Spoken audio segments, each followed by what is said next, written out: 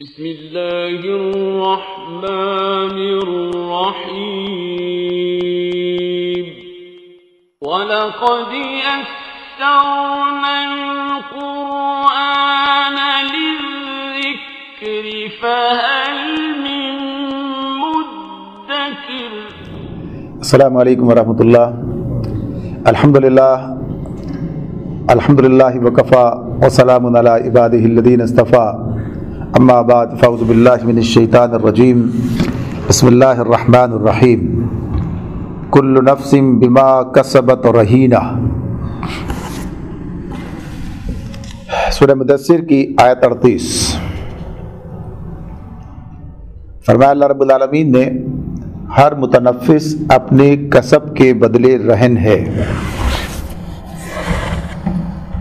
قرآن مجید میں کسب کا لفظ انسان کے عمل، اس کے دنیا میں کیے جانے والے کام کے حوالے سے بار بار آیا ہے۔ کسب یعنی کمائی۔ انسان جو کچھ دنیا میں کرتا ہے، اس کا جو نتیجہ نکلے گا اس کو اللہ تعالیٰ اس کی کمائی قرار دیتا ہے، کہ جو کام انسان کرتا ہے، چاہے صحیح کرے چاہے غلط کرے، ان دونوں کا ایک نتیجہ نکلنا ہے۔ اچھے کام کا اچھا نتیجہ نکلے گا، برے کام کا برا نتیجہ نکلے گا، لیکن نتیجہ ہے۔ کوئی کام ایسا نہیں ہے جس کے بارے میں کہا جائے کہ اس کا کوئی نتیجہ نہیں ہے۔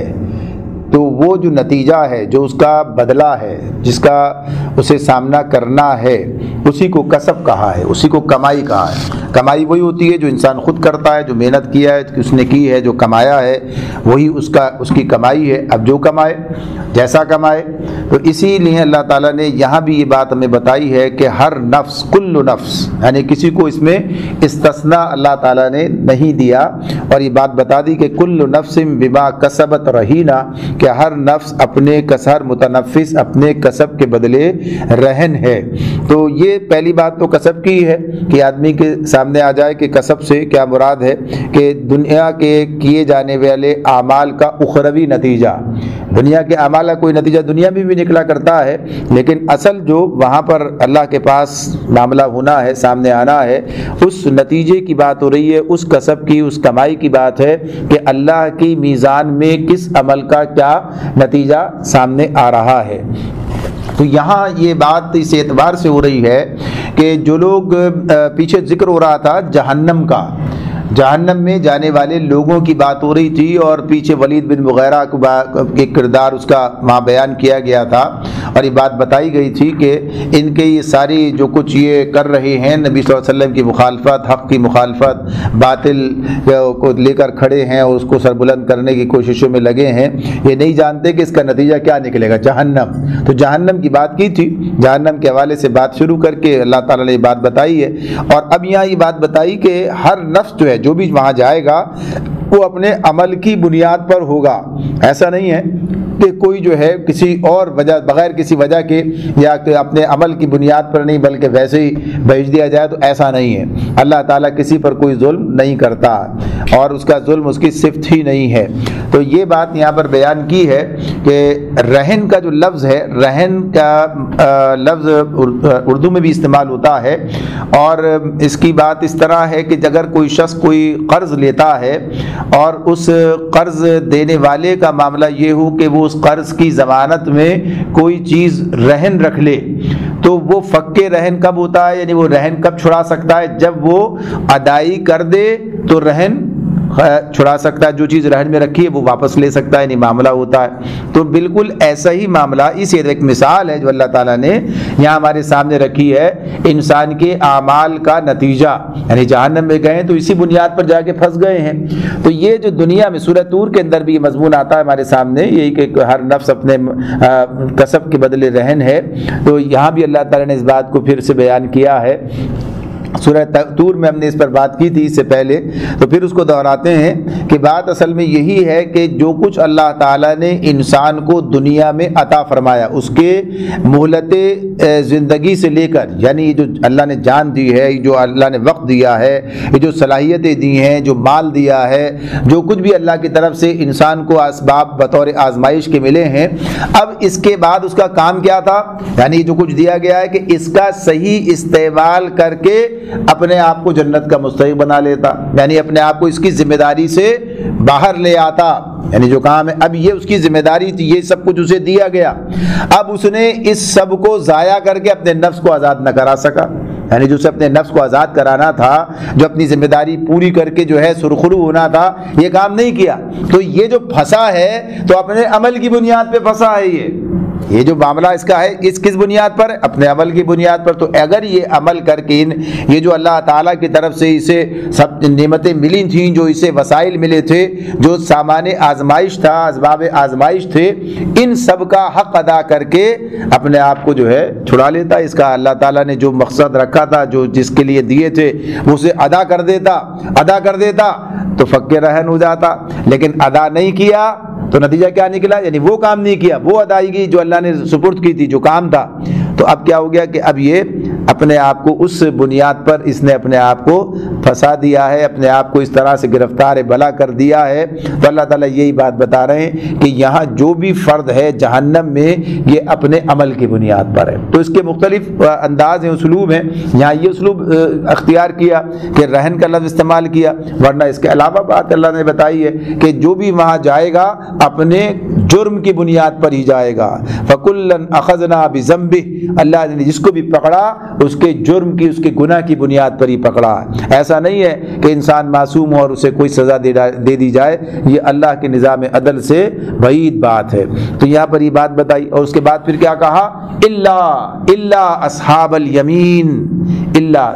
بس صرف کون بچے ہوئے سے، یعنی کن کو الگ کیا اللہ تعالیٰ نے؟ اصحاب الیمین، دائیں بازو والے۔ تو دائیں بازو والوں نے گویا کیا کیا؟ اپنا فک رہن کرا لیا۔ دائیں بازو والے کون لوگ ہیں؟ دائیں بازو والے وہ ہیں کہ جنہوں نے اس دنیا میں اپنی ذمہ داری کو سمجھا، اس ذمہ داری کو ادا کیا، اللہ تعالیٰ کی طرف سے دیے گئے یہ تمام ذمہ داریاں احسن طریقے سے پوری کی، اور جو کچھ اللہ تعالیٰ نے مال، جان، اسباب، جو چیزیں، مرتبے، جو کچھ بھی دیا تھا اس کا حق ادا کر دیا تو نتیجہ کیا نکلا کہ پھر وہ اصحاب الیمین میں قرار پائے، اس کے اندر شامل کر دیے گئے۔ تو کہا کہ یہ بات کہ یہ لوگ اس سے الگ جو یہاں پھنسے ہوئے ہیں جہنم میں، وہ اپنے عمل کی بنیاد پر ہیں۔ اب یہاں پر ایک دوسرا مضمون شروع ہو جاتا ہے، الا اصحاب الیمین کہہ کر اب اصحاب الیمین کی بات اللہ تعالیٰ نے یہاں پر کی کہ یہ اصحاب الیمین جو ہیں، یہ اب گفتگو ان کی آ رہی ہے سامنے، فی جنات، یہ کہاں ہیں اصحاب الیمین؟ یہ جنت کے اندر ہیں، ان کا معاملہ کیا ہے؟ جنت میں ہے، جنات جمع ہے جنتوں کی، جنت یعنی باغوں کی، کہ جنتوں میں ہیں یہ اصحاب الیمین۔ یتساءلون، یہ سوال کریں گے، یہ جو ہیں سوال کریں گے، لیکن کہاں سوال کریں گے؟ کس سے سوال کریں گے؟ عن المجرمین، مجرموں سے سوال کریں گے، مجرموں سے سوال کریں گے۔ مجرم جنت میں تو نہیں ہوں گے، مجرم تو جہنم میں ہوں گے، یعنی مجرم کا معاملہ جو ہے تو یتساءلون عن المجرمین، یہ مجرموں سے سوال کریں گے، یہ ان سے پوچھیں گے، کیا پوچھیں گے؟ ما سلککم فی سقر، ما سلککم فی سقر، تمہیں کیا چیز دوزخ میں لے گئی، تمہیں کیا چیز دوزخ میں لے گئی۔ اللہ رب العالمین نے اس سے پہلے یہ یہاں پر استعمال کیا تھا، یہ سقر کا لفظ جو ہے، یہ آیت ہمارے سامنے تھی، آیت 27، جس میں اللہ تعالیٰ نے کہا تھا وما ادراک ما سقر، یعنی جہنم کا یہ نام۔ جہنم کے بھی کتنے نام ہیں جب قرآن مجید میں ہم دیکھتے ہیں تو اللہ تعالیٰ نے اس کی خصوصیات کی بنیاد پر الگ الگ نام اس کے ہمارے سامنے رکھے ہیں۔ تو سقر کا جو لفظ ہے یہاں پر، تو اللہ تعالیٰ کہتے ہیں کہ اسی جس کا ذکر پیچھے چلا آ رہا ہے، تو اہل جنت جو ہیں یعنی اصحاب الیمین جو ہیں، وہ مجرموں سے پوچھیں گے ما سلککم فی سقر، تمہیں کیا چیز دوزخ میں لے گئی، تم کیسے دوزخ میں چلے گئے۔ اب یہ معاملہ یہ نہیں ہے کہ ظاہر ہے کہ یہ معلوم کرنے کی بات ہو رہی ہے کہ انہیں پتہ نہیں یہ بیچارے کیوں جہنم میں چلے گئے، بلکہ یہ بتایا جا رہا ہے، جتایا جا رہا ہے، احساس دلایا جا رہا ہے، اور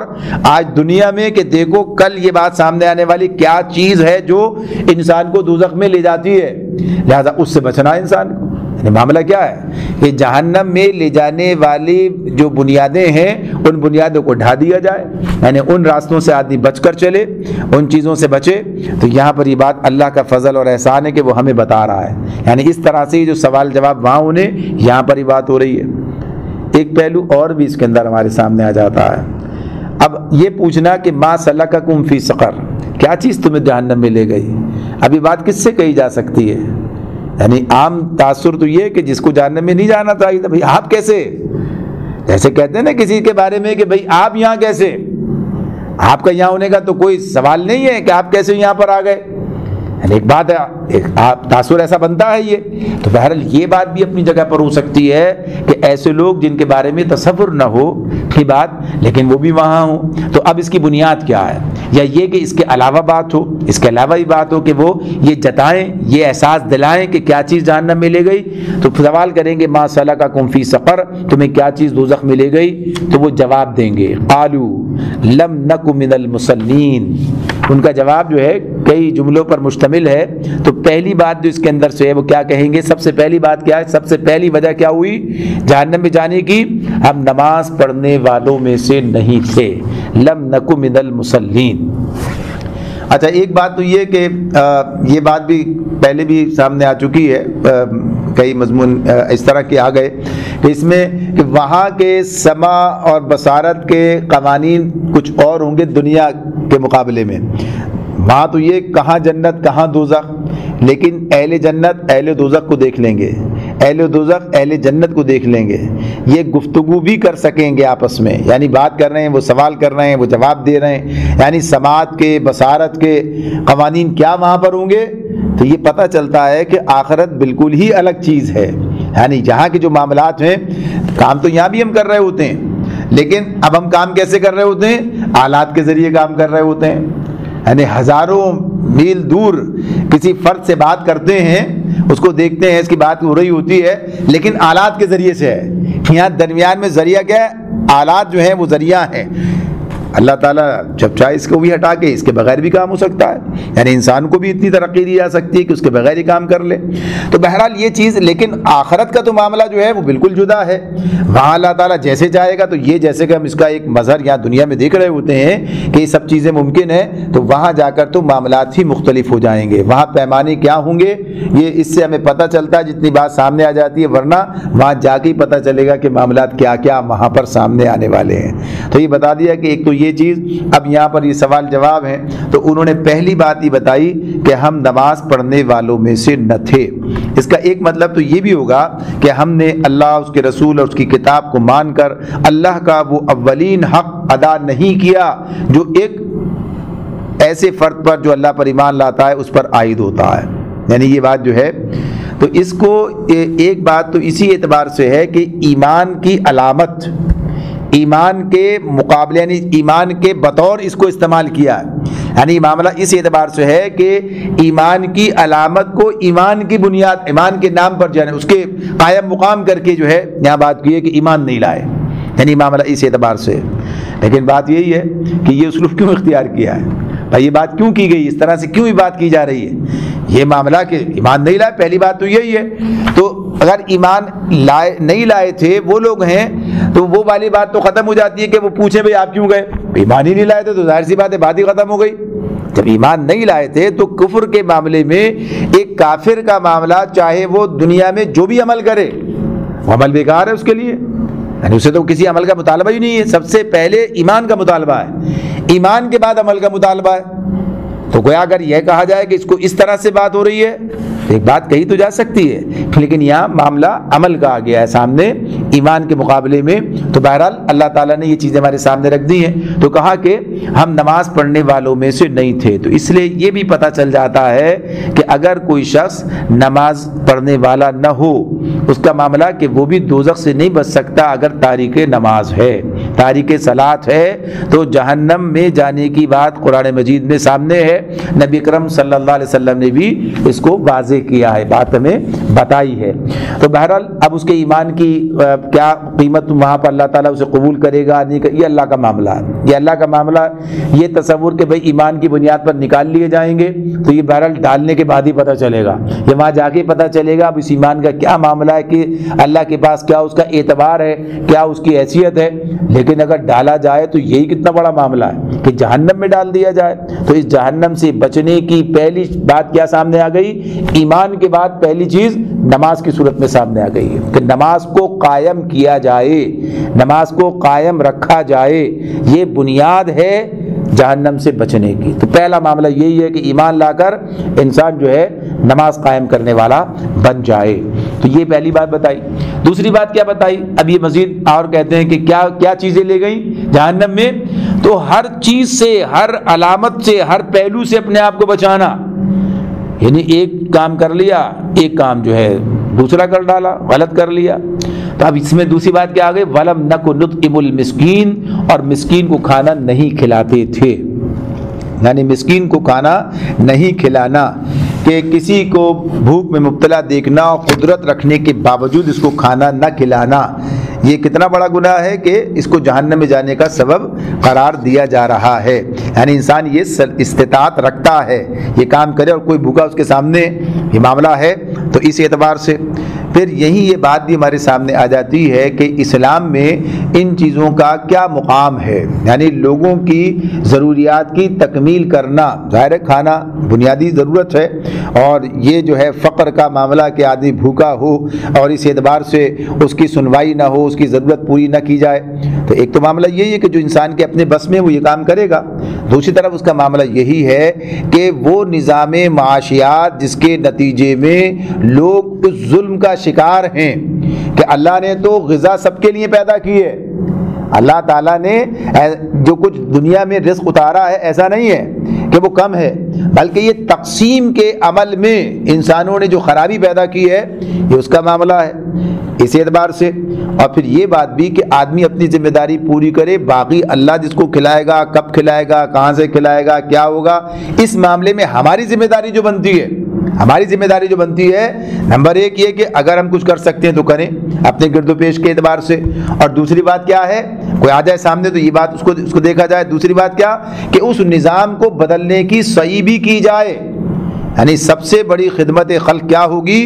کہ وہ نظام معاشیات قائم کر دیا جائے، یعنی اسلامی نظام معاشیات قائم کر دیا جائے، اسلامی نظام، اور یہ کوئی الگ نہیں ہے، ایسا نہیں کہ سیاسی نظام جو ہے وہ تو کفر پر رہے، وہ تو اللہ سے بغاوت پر رہے، اور معاشیات کا نظام جو اسلام کے مطابق ہو جائے، ایسا نہیں ہو۔ اسلام کل ہے، اسلام کیا ایک مکمل اکائی ہے، مکمل اکائی ہے، اس اکائی سے ہی ساری چیزیں آگے بڑھتی ہیں، معاشرت، معیشت، سیاست، عدالت، اقتصادیات، سب جو ہیں یہ ایک دوسرے کے ساتھ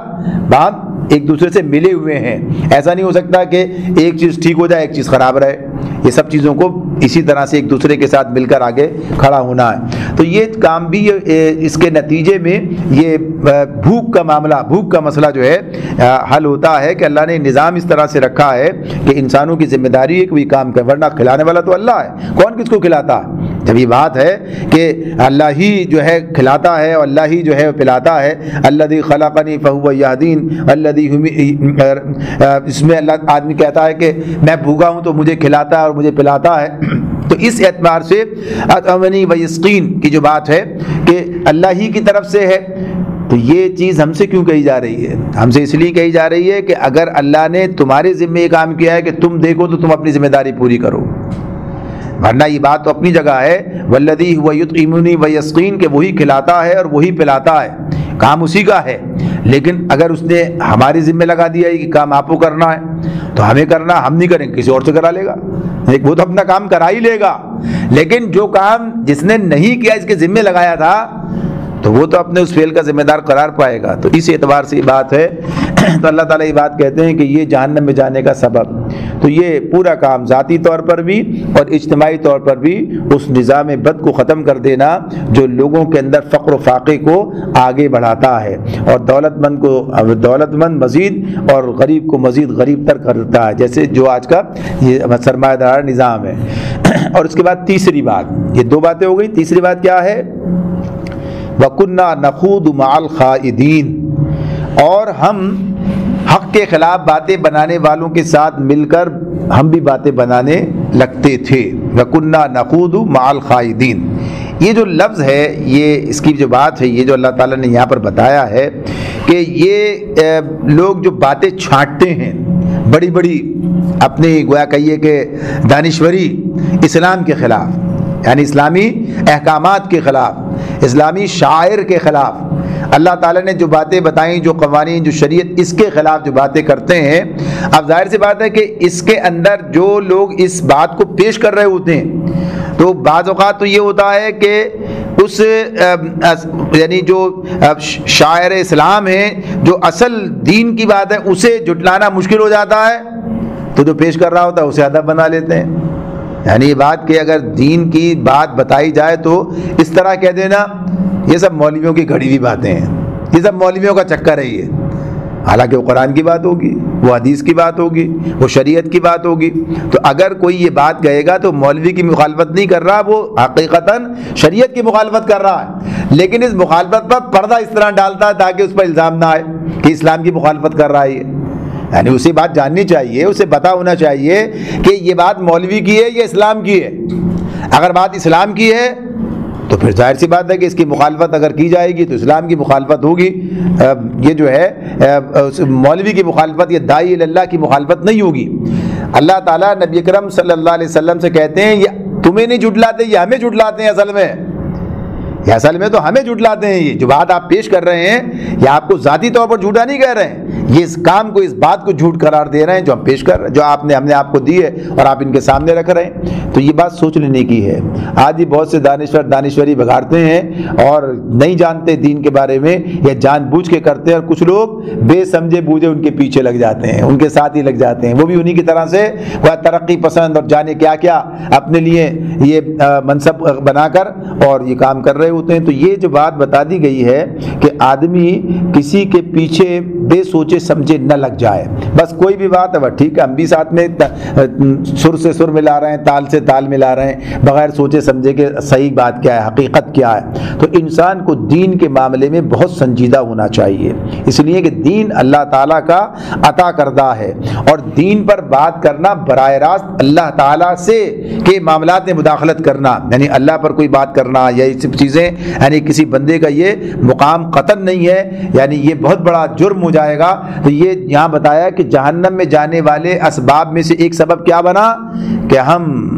باتیں حق کے خلاف باتیں بنانے والوں کے ساتھ مل کر ہم بھی باتیں بنانے لگتے تھے۔ تو آدمی سوچ لے کہ وہ جو کچھ کہہ رہا ہے اس کی کوئی بنیاد ہے کہ نہیں۔ اور پھر آخری بات یہ بتائی وَكُنَّا نُكَذِّبُ بِيَوْمِ الدِّينِ، اور روز جزا کو جھوٹ قرار دیتے تھے، روز جزا کو جھوٹ قرار دیتے تھے۔ اب یہاں پر یہ معاملہ اس اعتبار سے آتا ہے کہ ہاں یہ بات جو ہے جو عقیدہ آخرت کا جو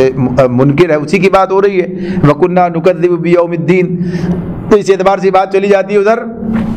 کہ جو لوگ عقیدہ آخرت کا انکار کرتے ہیں۔ اب عقیدہ آخرت کا انکار مشرکین بھی کرتے تھے۔ مشرکین کا معاملہ کیا تھا؟ اللہ پر ایمان کی بات کرتے تھے، شرک کرتے تھے نا، اللہ کو بھی مانتے تھے، مشرک اسی لیے تھے، لیکن آخرت کا بھی انکار کر رہے ہیں، آخرت کا بھی انکار کر رہے ہیں۔ یہ بھی اپنی جگہ پر ہے، یہ نہیں مانتے تھے کہ دوبارہ زندہ ہو سکتے ہیں، یہ بات کہ دوبارہ پھر زندہ نہیں ہوں گے تو کچھ بھی نہیں ہوگا، پھر سارا سلسلہ ختم ہو جاتا ہے۔ آخرت کا سارا معاملہ تو اسی پر ہے کہ دوبارہ زندگی ہے تو پھر آگے بات چلتی ہے کہ ہاں حساب کتاب جنت دوزخ کی بات ہوگی، لیکن جب کوئی آدمی اس بات کو ہی نہیں مانے کہ دوبارہ زندہ ہوگا، ظاہر سی بات ہے معاملہ تو ان کا معاملہ اسی اعتبار سے تھا۔ لیکن اسی کے ساتھ ساتھ بات یہ بھی ہے کہ بعض اوقات ایسا ہوتا ہے کہ ماننا بھی نہ ماننے کے برابر ہو جاتا ہے، جیسے یہود و نصارہ ہیں، ان کا معاملہ تو واضح ہے نا کہ وہ مانتے ہیں آخرت کا عقیدہ آخرت ان کا موجود ہے، آخرت کے بارے میں کہتے ہیں، لیکن عقیدہ آخرت بگڑ چکا ہے، عقیدہ آخرت کا ماننا نہ ماننے کے مترادف ہے، یعنی جو اس کی اصل حقیقت ہے اس کے خلاف بات کر رہے ہیں، کچھ اور سوچ رہے ہیں، نہ کسب کا معاملہ کو بنیاد نہیں بناتے بلکہ نسبت کو بنیاد بنا رہے ہیں کہ ہم تو انبیاء کی اولاد ہیں، ہمارا تو معاملہ یہ ہے، ہم تو اس نسل سے ہیں، ہم تو اس گروہ سے ہیں، لہذا ہم تو سیدھے جنت میں چلے جائیں گے۔ یہ ان کا تو یہ عقیدہ آخرت کا بگاڑ تھا۔ یہ نہیں کہتے تھے جنت جہنم نہیں ہے، دوبارہ زندہ نہیں کیے جائیں گے، نہ یہودی کہتے ہیں نہ عیسائی کہتے ہیں، سب کہتے ہیں کہ ہاں لیکن جنت تو ہماری میراث ہے، ہم تو جنت میں جائیں گے۔ اللہ تعالیٰ قرآن مجید میں بتاتے ہیں کہ وہ کہتے تھے وَقَالُوا لَن يَدْخُلَ الْجَنَّةَ إِلَّا مَنْ كَانَ هُودًا أَوْ نَصَارَىٰ،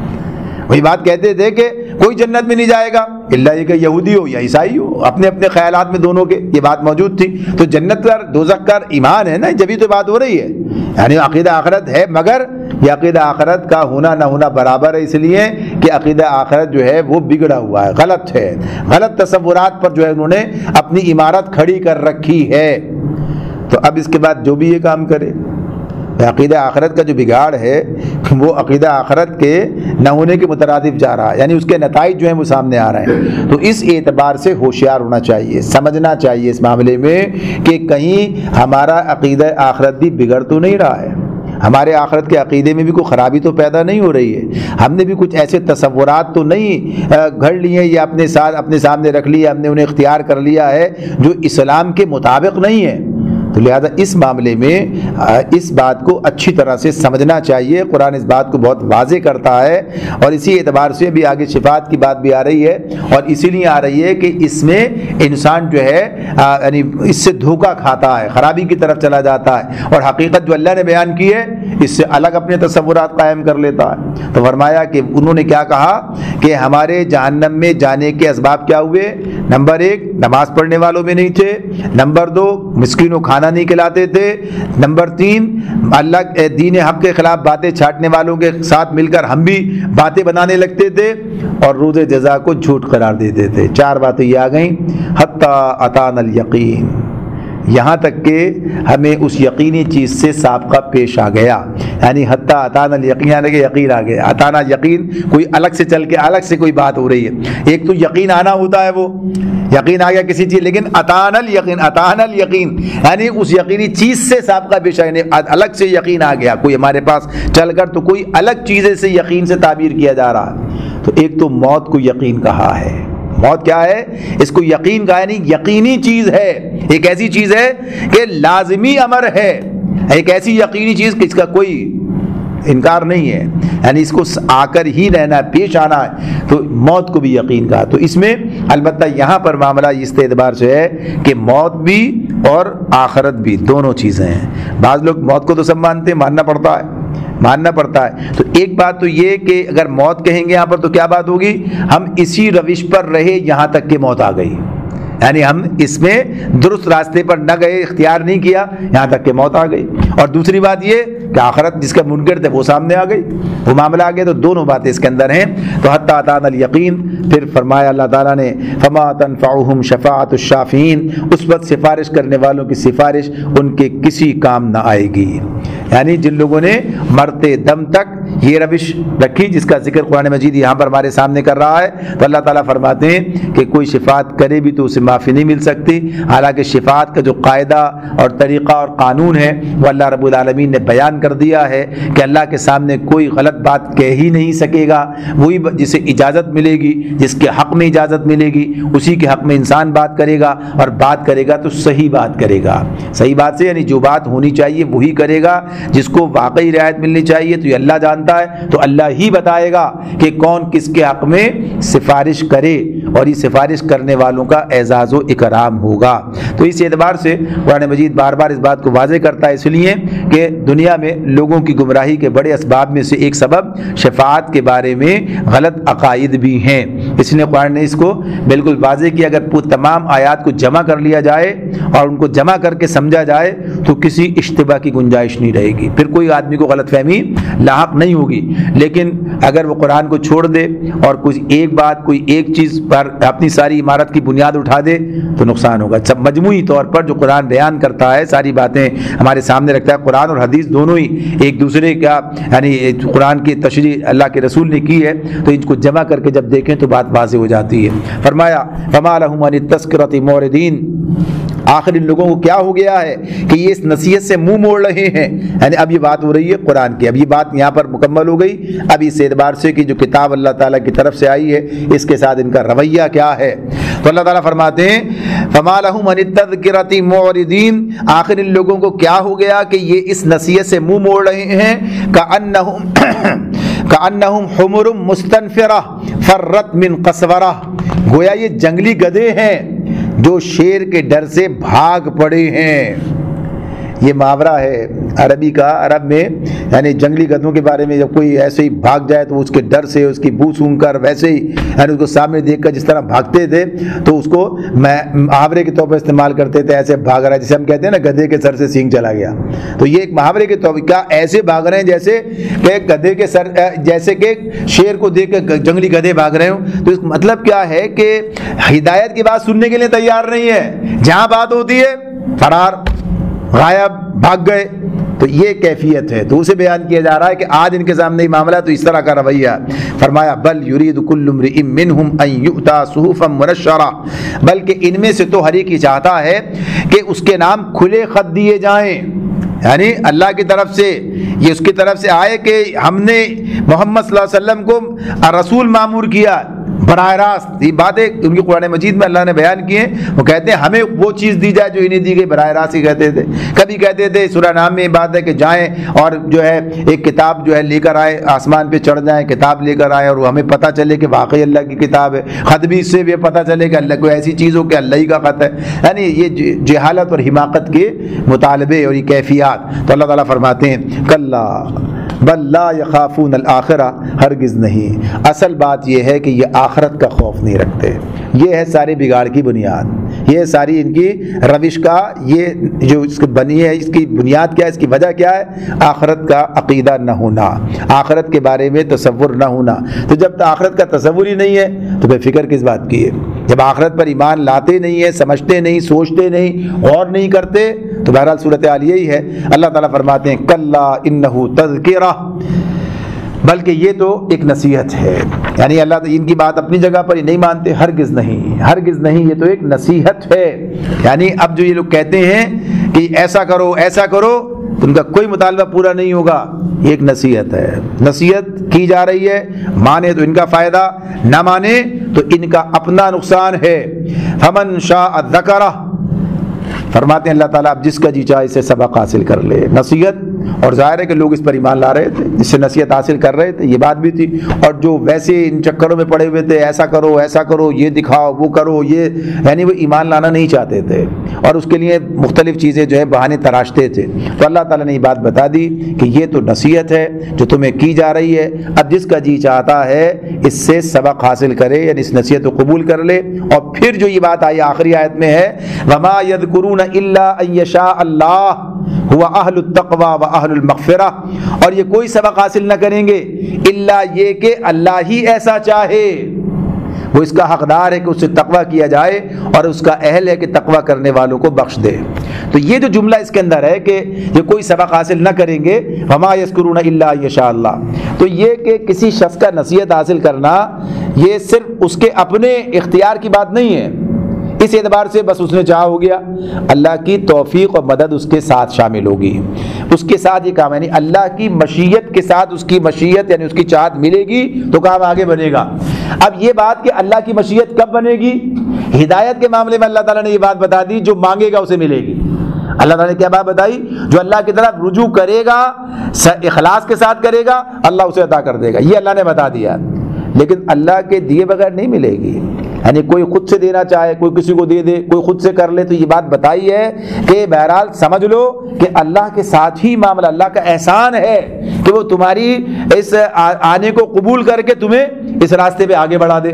تو یہ اللہ کی مشیت اور اس کے احسان کا معاملہ بھی ہے. اور باقی چیزوں کے ساتھ بھی جب اللہ کی مشیت غلط کام کے معاملے میں سامنے آتی ہے, جیسے اس کی مثال دی جاتی ہے, ایک آدمی چوری کرنا چاہتا ہے لیکن چوری کرے یا نہ کر پائے, یعنی چوری کر پائے یا نہ کر پائے کس چیز پر موقوف ہے, اللہ کی مشیت پر موقوف ہے. کر سکے گا, کرنا چاہا لیکن اللہ کی مشیت یہ نہیں تھی کہ کرے, کر سکے, کر گزرے,